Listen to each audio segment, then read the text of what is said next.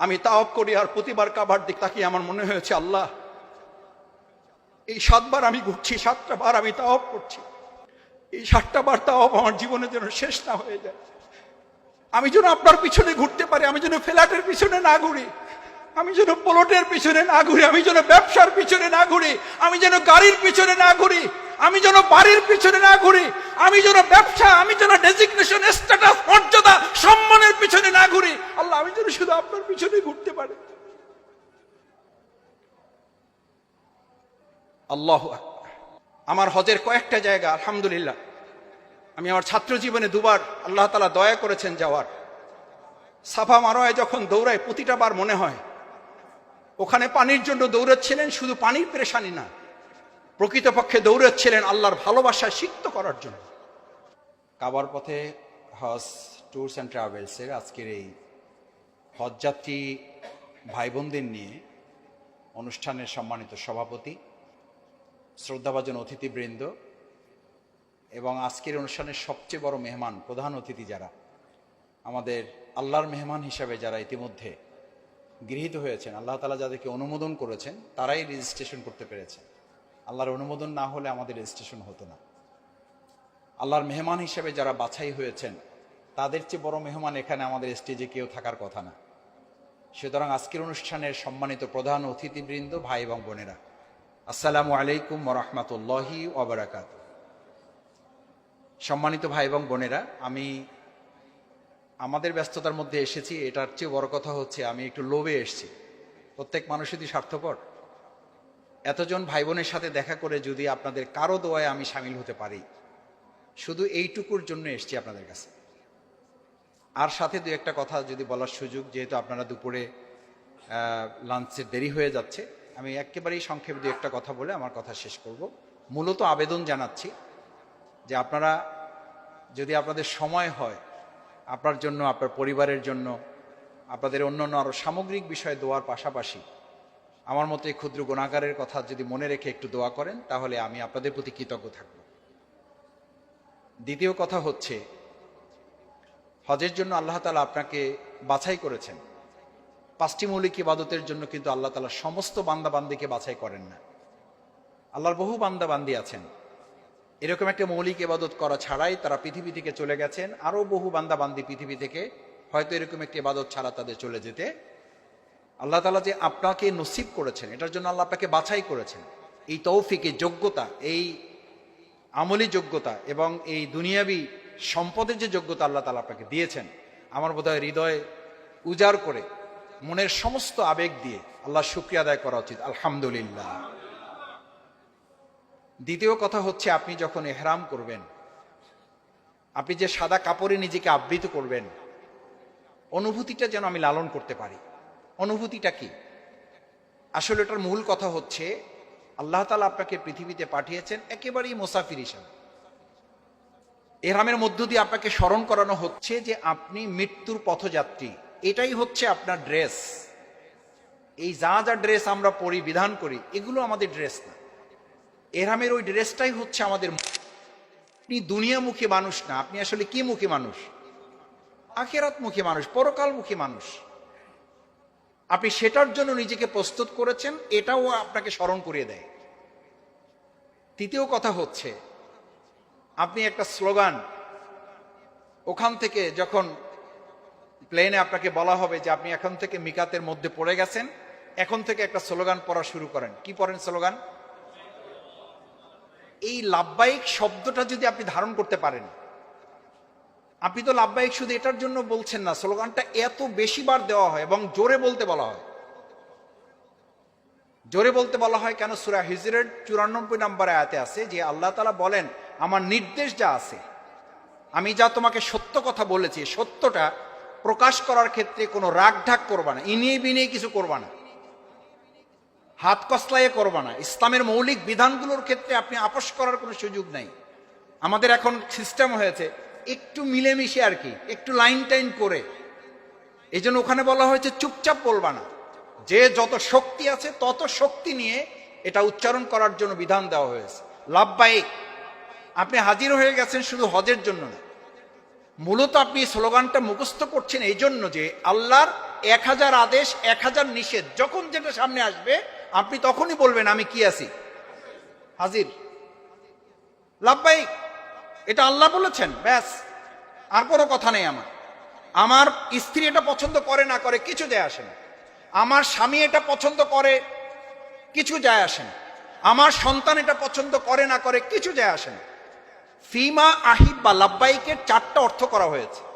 আমি এই বিস্তারিত আলোচনায় যাচ্ছি না, আমাদের শ্রদ্ধেয় ওলামায়ে কেরামগণ আছেন, ওনারা আলোচনা করেছেন নিশ্চয়ই। লাব্বাইকের মূল 4টা অর্থ করা হয়েছে। ফিমা আহিব্বা ও কারিহা, আল্লাহর বিধানের ক্ষেত্রে আপনার পছন্দ আপনার না কার, এটা হচ্ছে হজের লাব্বাইকের প্রথম স্লোগান। ফিল উসরি ওয়াল ইউসরে, এটা যদি সহজ হয়, হজ কি কঠিন ইবাদত না সহজ ইবাদত? কঠিন ইবাদত। আপনি কঠিন ইবাদতটা বাছাই করেছেন এবং আনন্দের সাথে যাচ্ছেন এবং এটাকে আপনি এনজয় করছেন, এই কাঠিন্যতাটাকে আপনি এনজয় করছেন, উপভোগ করছেন, ভালো লাগছে যে আমি আল্লাহর একটা বিধান মানতেছি। আপনি সাফা মারোয়া দৌড়দৌড়ি করবেন, দৌড়দৌড়িটা তো শুধু দৌড়দৌড়ি না, এটাতে পেরেশানি। ওখানে আসলে কে দৌড়িয়েছিলেন? হাজের আলাইহিস সালাম। কেন দৌড়িয়েছিলেন? কি জন্য দৌড়িয়েছিলেন? কাকে দিবেন পানি? একটু সন্তানকে একটু পানি দিবেন। আমাদের অনেক সময় অনেকে বলেন, ভাই আমাদের ইসমাইলের মতো সন্তান তো খুব দরকার, মাসুদ ভাই একটু দোয়া করে দেন, আমার ছেলের নাম্বারটা দিচ্ছে, একটু কথা বলেন। তা আমি তখন একটু আফসোস করে মাঝে মধ্যে বলি, খালাম্মা বা খালু যান বা চাচা যান বা চাচি যান বা দাদা যান বা দাদি যান, আমরা আফসোসের জায়গাটা হলো আমরা ইসমাইল প্রত্যাশা করি, কিন্তু আমাদের ওই একই ঘরে হজরত ইব্রাহিম এবং হজরত হাজেরা আলাইহিস সালাম আমরা তৈরি করি না। আমি ইব্রাহিম হই না, আমার স্ত্রী হাজেরা হয় না, অথচ ওই সংসারে আমরা একজন কি কল্পনা করি? আচ্ছা আপনি বলেন আগে ইব্রাহিম হাজেরা নাকি আগে ইসমাইল? কিন্তু আমাদের কল্পনাটা কি, আমাদের প্ল্যানটা কি? আমি ইব্রাহিম হব না, আমি ইব্রাহিমের দ্বারে কাছেও যাব না, আমি হাজেরা আলাইহিস সালামের পদাঙ্ক অনুসরণ করব না। তিনি ছটফট করেছিলেন আল্লাহর বিধান বাস্তবায়ন করার জন্য। তিনি শুধু ইব্রাহিম আলাইহিস সালামকে জিজ্ঞেস করেছিলেন, আমাকে আমার এই নিষ্পাপ কলিজার টুকরা নাবালক সন্তানটা রেখে আপনি এখানে যে ফেলে যাচ্ছেন, এটা কি আপনার প্ল্যান নাকি আল্লাহর প্ল্যান, নাকি আর কিছু জিজ্ঞেস করেছেন? আপনার মতো এত নিষ্ঠুর নির্দয় মানুষ আমি তো পৃথিবীতে দেখি নাই। এটা হয় নাকি? আপনার কি সামান্যতম বিবেক আছে? কিচ্ছু নাই, জনমানবহীন একটা জায়গায় আপনি আমার কলিজার টুকরা সন্তানটা ফেলে যাচ্ছেন। আচ্ছা বাদ দেন আমার কথা, আমি আমাদের পরিবারগুলোতে তো এই কথাই প্রতিধ্বনি শুনতে পাই, বাদ দেন আমার কথা। সন্তানটার দিকে তো একটু তাকাবেন নাকি? নাকি খালি ইসলাম নিয়ে পড়ে থাকবেন? নাকি খালি কোরআন হাদিসের আলোচনা নিয়ে পড়ে থাকবেন? নাকি খালি কোরআন হাদিসের কথাই আমাদের পেট ভরবে? দেখছেন পাশের বাড়ি ডাক্তার হয়ে গেছে, ইঞ্জিনিয়ার হয়ে গেছে, কবি হয়ে গেছে, সাহিত্যিক হয়ে গেছে, সাংবাদিক হয়ে গেছে। আপনার ছেলের কি অবস্থা? গাড়ি হয়ে গেছে, বাড়ি হয়ে গেছে, ফ্ল্যাট প্লট সব হয়ে গেছে, আমরা কোথায় পড়ে আছি? হাজেরা আলাইহিস সালাম কিছুই জিজ্ঞেস করেনি, শুধু দুটো কথা জিজ্ঞেস করেছে, আপনি যে আমাকে এখানে রেখে যাচ্ছেন, ফয়সালাটা আপনার নাকি আল্লাহর? ইব্রাহিম আলাইহিস সালাম কি বলেছিলেন? এরপরে হাজেরা আলাইহিস সালাম তো আরো কিছু জিজ্ঞেস করেছিলেন যে না হাজেরা, যদি এটা আল্লাহর হয়েও থাকে তাহলে অন্তত কিছু একটু ব্যবস্থা করে যান, নালে এখানে আমি কেমনে থাকবো বলেন? এটা কি বাস্তব? আপনি বা কেমনে একজন পুরুষ মানুষ হিসেবে এটা পারবেন? আল্লাহু আকবার। আমার হজের কয়েকটা জায়গা আলহামদুলিল্লাহ আমি আমার ছাত্র জীবনে 2বার আল্লাহ তাআলা দয়া করেছেন যাওয়ার। সাফা মারোয়ায় যখন দৌড়াই প্রতিটা বার মনে হয় ওখানে পানির জন্য দৌড়াচ্ছিলেন, শুধু পানির পেরেশানি না, প্রকৃতপক্ষে দৌড়াচ্ছিলেন আল্লাহর ভালোবাসায় সিক্ত করার জন্য। আপনি যখন উঁচু জায়গায় দৌড়াবেন, ওখান থেকে নিচে নামবেন, ওখানে বলা হয় দেখবেন যে আরবের যারা ওখানে লোকরা থাকে শুধু এরকম করতে থাকে, মানে আস্তে হাঁটতে বলে না, কি করতে বলে? দৌড়ান, একটু দৌড়ান। একটু বিদ্যা যারা তাদেরকে বলে একটু দৌড়ান, না হলে হুইল চেয়ার নেন, দৌড়ান, পেরেশানিটা নেন। পেরেশানিটা শুধু ওইটুকুতে দৌড়ি না, পেরেশানিটা হচ্ছে আল্লাহর আদেশ বাস্তবায়ন করতে পারা। আপনি যে বাংলাদেশে বাস করেন, আমার কথায় অন্যভাবে নিয়েন না হাজী সাহেবগণ, আল্লাহ তাআলা আপনাদের হজ কবুল করুন। আমি বলেছি শুধু একটু দোয়া নেওয়ার জন্য এসছে, আর বাকি যতটুকু কথা পছন্দ হলে আল্লাহ কবুল করুন, না হলে আপনাদের মাথা থেকে আল্লাহ যেন ভুলিয়ে দেয়। ওখানে পেরেশানিটুকু এই যে আল্লাহর নির্দেশ বাস্তবায়ন করার জন্য উনি দৌড়দৌড়ি করেছেন, আপনি ওখানে দৌড়দৌড়ি করে কি শেষ করবেন? আপনার ওই সাফা মারার দৌড়দৌড়িটুকু দেশে ফিরে এসে আপনি এখানে তো দৌড়দৌড়ি করবেন আল্লাহর বিধান এখানে কার্যকর আছে কিনা, যদি না থাকে তাহলে এখানে তো আপনার দৌড়দৌড়ি করা দরকার, এখানে তো আপনার পেরেশান থাকা দরকার। আমার দৌড়দৌড়ির পেরেশানিটুকু ওখানেই শুধু শেষ হয়ে যায় কেন?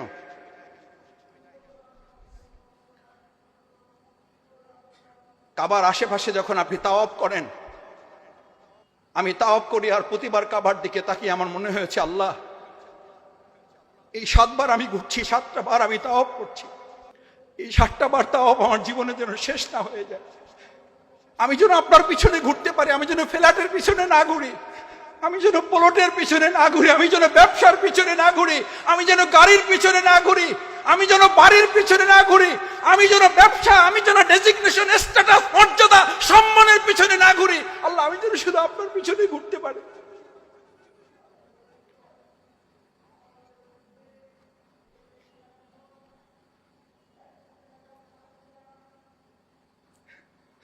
ওখানে তো আপনাকে এই ঘোরাঘুরিটা এটা শেখায়, শুধু আল্লাহর জন্য ঘুরবেন আপনি, শুধু আল্লাহর পিছনে দৌড়াবেন আপনি, শুধু আল্লাহর ভালোবাসার জন্য আপনি দৌড়াবেন। আপনার মাথা থেকে তো ওখানে ভালো খাচ্ছে না মন্দ খাচ্ছেন এটা তো মাথা থেকে বের হয়ে যাবে। কিসের ভালো খাওয়া, কিসের মন্দ খাওয়া? যেখানে হাজের আলাইহিস যে পানির জন্য দৌড়াচ্ছেন, আমি আমার চোখে দেখা থেকে বলছি, আল্লাহর রাস্তায় মাফ করবেন, এখানে যারা মুআল্লিম আছেন বা হজের ব্যবস্থাপনায় আছেন তাদের পক্ষে যাবে কথাটা, তাদের পক্ষে যাবে কথাটা, আমি পক্ষে বিপক্ষের জন্য বলছি না। ডাল আসছে, রুটি আসছে, পান নাই, বিছানা পেয়েছেন, পান নাই, এসি রুম আছে, নাই, এক রুমে 4 জন 6 জন হয়ে গেছে, নাই, নাথিং। আমি বিশ্বের অনেক বড় বড় মানুষের সাথে থাকার সুযোগ পেয়েছি, তারা একবারের জন্য হোটেলে যান নাই, একবারের জন্য 15 দিন একসাথে থাকার সুযোগ পেয়েছি, একবারের জন্য হোটেলে যান না, অথচ তার সবচেয়ে ভিআইপি হোটেল বুকিং করা। বলছে মাসুদ ভাই এরকম বড় বড় হোটেল আমার দেশে আছে, আমি তো হোটেলে থাকার জন্য আসিনি, আমি এসিতে রাত্রি যাপন করার জন্য আসিনি, আমি আমার স্ত্রীর সাথে যদি থাকতে হবে তাহলে তো আমি বাড়িতেই থাকতাম, আমি তো এখানে এসেছি আল্লাহর সাথে সময় দেওয়ার জন্য।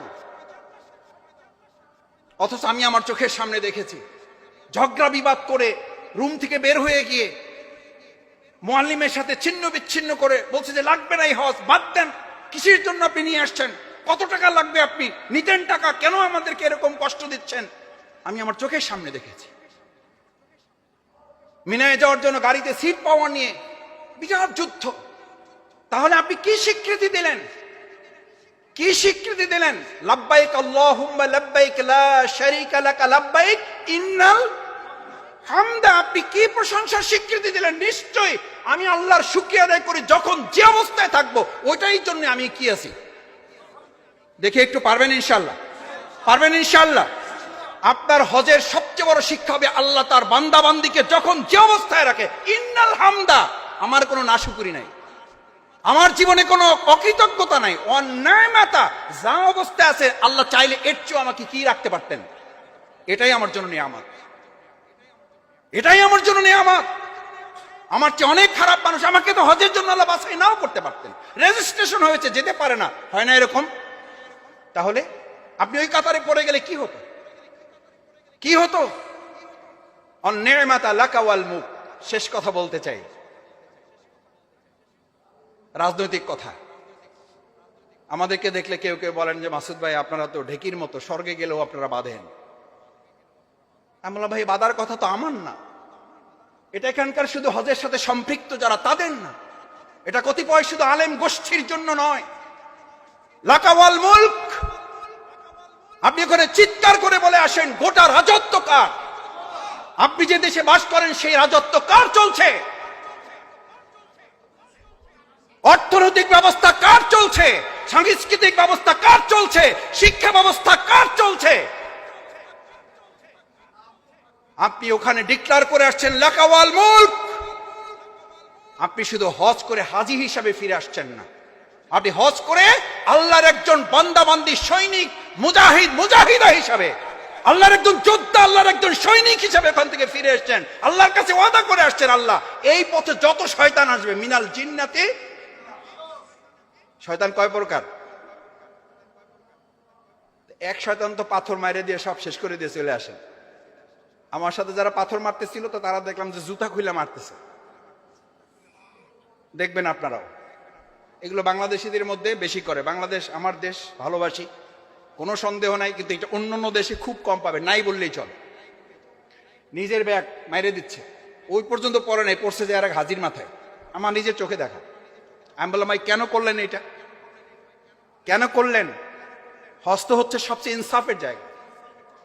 গোটা মুসলিম উম্মাকে আল্লাহ এক জায়গায় করে আপনাকে মহাব্বত তৈরি করে দিচ্ছেন। It's a international conference for Muslim উম্মা। এটা মুসলমানদের আন্তর্জাতিক বার্ষিক সম্মেলন। এখান থেকে মসজিদে আমিরায় যে মেসেজ দিয়ে দেওয়া হবে, ওখানে খুতবা হবে না।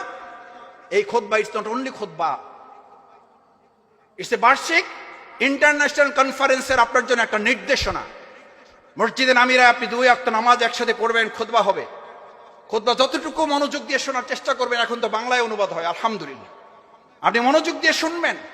লাকা ওয়াল মুলক, এই রাজত্ব আল্লাহর, এর সামনে যত শয়তানের ওয়াসওয়াসা আসবে, ওখানে পাথরটা প্রতীকী, ওটা প্রতীকী। বড়টা মারেন, মাঝারিটা মারেন, ছোটটাও মারেন। তো বড়টার তো একটু আপনারা কি করেন, একটু জোরে মারেন। তো আমি অনেক সময় বলি পাথর ওখানে শেষ করে, সব শেষ করে যে চলে আসেন না। মুজদালিফার কিছু পাথর 2-4টা পকেটে রাখেন। কোথাকার জন্য? দেশের জন্য রাখেন। শয়তান কি ওখানে শেষ হয়ে যায় না এখানেও আছে? শুধু জিন আছে না মানুষও আছে? এই কথা বললে বলবে যে এ তো সন্ত্রাসী কথা, এ তো উগ্রবাদী কথা। আরে ভাই এই কথা তো আমার না, আপনি ঘোষণা করছেন লাকা ওয়াল মুলক, রাজত্ব চলবে আল্লাহর। ইনিল হুকমু ইল্লা লিল্লাহ, যিনি সৃষ্টি করেছেন, সৃষ্টি যার, আইন চলবে তার। আপনি যে রাজত্বে বাস করছেন, যদি আপনার চেহারা পরিবর্তনটুকু না হয়, আপনি কোরবানি পেশ করছেন ওখানে দুম্বা, এই দুম্বা কোরবানি তো শুধু দুম্বা কোরবানি না, আপনার গোটা জীবন কোরবানির, ওটা প্রতীকী কোরবানি। আপনি সিদ্ধান্ত নিয়ে আসছেন যদি প্রয়োজন হয় আমার জীবনের কোরবানির জন্য আমি প্রস্তুত থাকবো ইনশাআল্লাহ।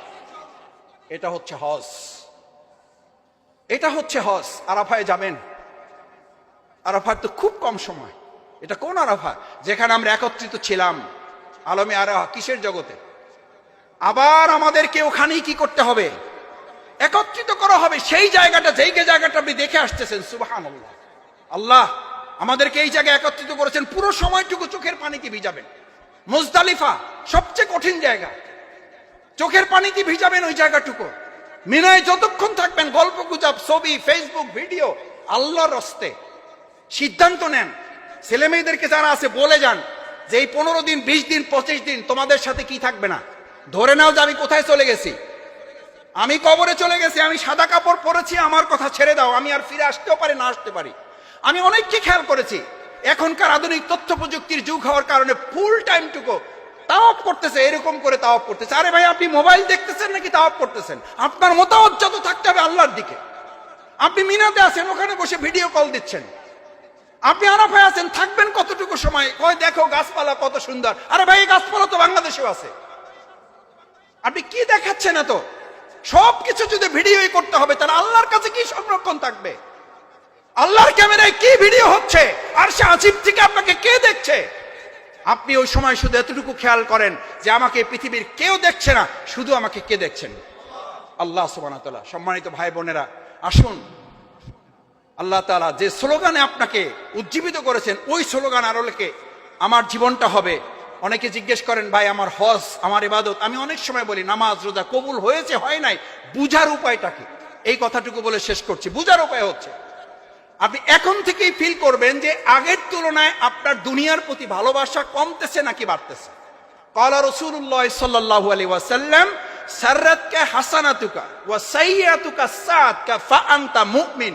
তুমি ইমানদারের পরিপূর্ণতা লাভ করছো, এটা বুঝার উপায় হচ্ছে তুমি যখন আল্লাহর কোনো নির্দেশ মানতে পারো তখন তোমার ভালো লাগে, যখন কোনো অন্যায় হয়ে যায় তখন অনুতপ্ত অনুশোচনায় তোমার হৃদয়টা ফেটে যায়। আল্লাহ রাসূল তাকে কি স্বীকৃতি দিয়েছেন? ফা আনতা মুমিন, সে হচ্ছে ইমানদার। আসুন আপনার হজ কবুল হচ্ছে না এটা বোঝার জন্য মনের দিক থেকে আল্লাহ একটা প্যারামিটার ঠিক করে দিয়েছেন। আপনি যদি দেখেন আগের যে গুনাহগুলো, আগের যে অন্যায়গুলোর সাথে সম্পৃক্ততা ছিল, পর্যায়ক্রমে ওগুলো থেকে আস্তে আস্তে আপনার একটা ঘৃণা তৈরি হচ্ছে, আল্লাহর আদেশগুলো বাস্তবায়নের প্রতি আপনার আগ্রহ তৈরি হচ্ছে, তাহলে বোঝা যাবে যে আপনার হজ আল্লাহ কি করেছেন। আর যদি দেখেন আগের যে গুনাহগুলো করে গেছেন, মনের মধ্যে শয়তান ওয়াসওয়াসা দিচ্ছে, বাইসা থাকলে হজ তো আবার, টাকা পয়সা তো আল্লাহর মধ্যে কম দেয় নাই, আল্লাহ চাইলে আবার করতে পারবো, আবার মাপ চাবা, অসুবিধা নেই। আরে ভাই টাকা আছে, মাপও চাইবেন, যাইতেও পারবেন, ঠিক আছে, কিন্তু মৃত্যুর আগে আর সেইটা কপালে জুটবে কিনা সেই ফয়সালা, সেই সিদ্ধান্ত, সেই নিশ্চয় থেকে আপনার আমার কারো আছে? তার মানে ধরতে হবে দিস ইজ হাস, শুধু না, ইসলামের বিধান হচ্ছে যে ইবাদতটা যখন করবেন ধরে নিতে হবে এটাই হচ্ছে মৃত্যুর আগের আমার সর্বশেষ ইবাদত। সেভাবে আল্লাহ তাআলা আপনাদের হজগুলো কবুল করুন, সেই প্রত্যাশা ব্যক্ত করে আবারও আমাদের সম্মানিত ভাই এবং বোনদের কাছে আমাদের জন্য, আমার জন্য, গোটা মুসলিম উম্মার জন্য, বিশেষ করে আমাদের প্রিয় মাতৃভূমি জালিমের যে রাজত্বে আছে, এই জুলুমের রাজত্ব থেকে এটাকে ইসলামের রাজত্বে প্রবেশ করানোর জন্য আল্লাহর হস্তে আপনারা সবাই দোয়া করবেন ইনশাআল্লাহ। আল্লাহ তাআলা আপনাদের হজ কবুল করুন, আপনাদের সাথে আমাদের মতো গুনাহগারদেরকেও কবুল করুন। আসসালামু আলাইকুম ওয়া রাহমাতুল্লাহি ওয়া বারাকাতুহু।